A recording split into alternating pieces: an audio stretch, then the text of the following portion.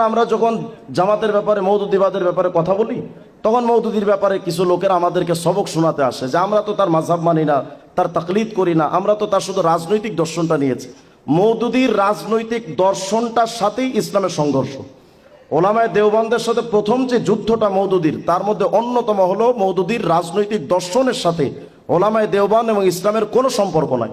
যেমন মওদুদি তার ইসলামের ব্যাপারে একটা ব্যাখ্যা করেছে। ইসলাম কাকে বলে? আমরা তো জানি সূরা আলে ইমরানের 19 নম্বর আয়াত, সূরা মাইদা 3 নম্বর আয়াত, ইন্না দীনা ইনদাল্লাহিল ইসলাম, যে আল্লাহর কাছে একমাত্র গ্রহণযোগ্য দিন বা ধর্মের নাম ইসলাম।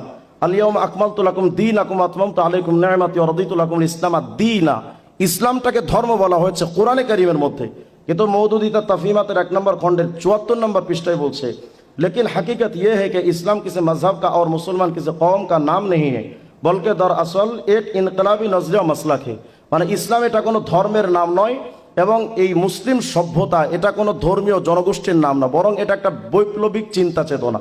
তার মানে তারা ইসলামকে শুধু বুঝে যুদ্ধ করে সংগ্রাম করে ইসলাম প্রতিষ্ঠা করা। আচ্ছা আমাকে বলেন, এই যে বক্তব্যটা ব্যাখ্যাটা মওদুদি দিয়েছে, এই বক্তব্যটা কোনো সাহাবায়ে কেরাম দিলেন না তাবিঈনে কেরাম দিলেন, আইম্মা মুজতাহিদিন, সালফে সালিহিন, মুআররিখিন, মুফাসসিরিন, কে দিয়েছে এই বক্তব্যটা?